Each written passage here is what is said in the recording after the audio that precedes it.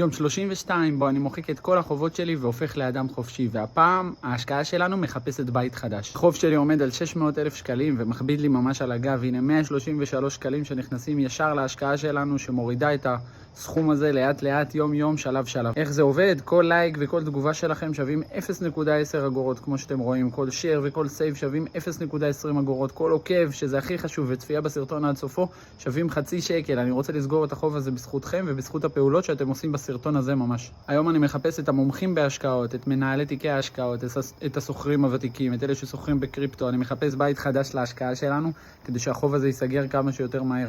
חשבתי לעשות השקעה ממונפת, פי 3, שמעתי ביקורות לכאן או לכאן, אני אשמח לשמוע בתגובות מה אתם חושבים על זה. הבנתי שממונף יומי, לכן ההשפעה יכולה להיות גם שלילית. מחפשים בית חדש, 10% על S&P לא מספיק לנו, אנחנו רוצים לחסל את החוב הזה. יום 32, רצים קדימה, יוצאים לדרך, מחכה לתמיכה שלכם.